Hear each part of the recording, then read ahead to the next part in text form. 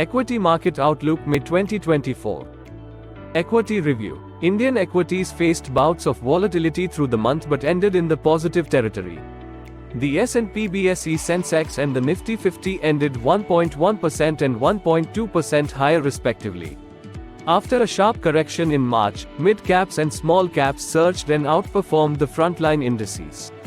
The Nifty Mid-Cap 100 ended the month higher 5.8%, while Nifty Small-Cap 100 ended up 11.4%. Market volatility was marginally higher compared to the previous month, while the advanced decline line was up 37% in April. The month saw foreign portfolio investors (FPIs) withdraw to the tune of $1 billion, while domestic institutional investors remained strong with inflows of $5.3 billion. Domestic mutual fund investors have been net buyers in equity-oriented schemes for 3 years in a row. Over the last 1 year, investments through systematic investment plans (SIPs) scaled multiple record highs. The earnings season has been lukewarm so far, and the mid and small caps witnessed earnings downgrades compared to their large cap counterparts.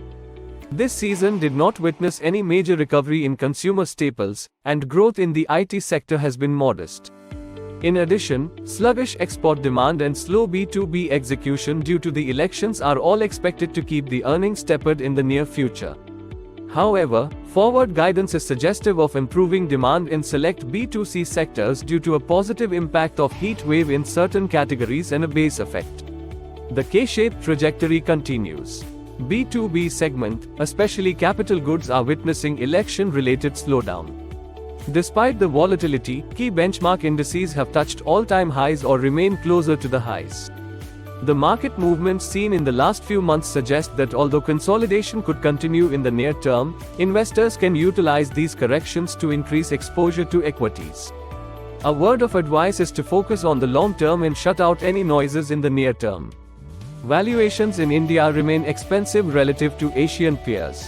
Robust macro indicators at almost all levels, lower levels of inflation, expectations of falling interest rates later in the year, increased industrial activity and the fall in twin deficits, both current account and fiscal, have led to increased optimism and an extended Goldilocks scenario.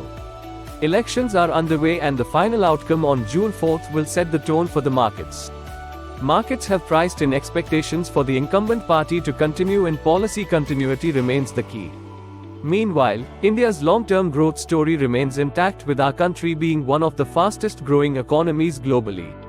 With India's GDP growth projected at a robust 7% for financial year 25, the RBI has enough policy room to hold rates at 6.5%. Headline inflation is on its way down, and a normal monsoon will help bring down price pressures. High-frequency indicators such as PMIs, GST collections, rail freight and domestic passenger growth remain encouraging compared with the historical standards. Construction cycle is already underway, with rise in government infrastructure-related spending and a revival in real estate. Rising private capex should further accelerate the capex cycle. Corporate balance sheets and banks are in great shape, laying the foundation for a vigorous private capex cycle.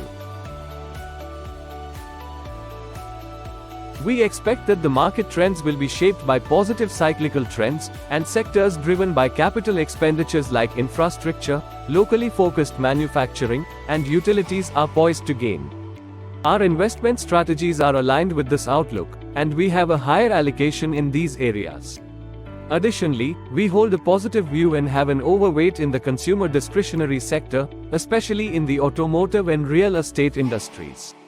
Our portfolio also includes investments in sectors such as energy, defense, and transport, which stand to benefit from government policies. With firms seeking funds for growth and new ventures, we expect a surge in credit demand, which is expected to enhance the banking sector's results. In the pharmaceutical industry, we anticipate the favorable pricing conditions to persist and intensify. Conversely, we have reduced our holdings in the export-oriented segment, attributing this to the decline in global economic growth. Mutual fund investments are subject to market risks. Read all scheme-related documents carefully.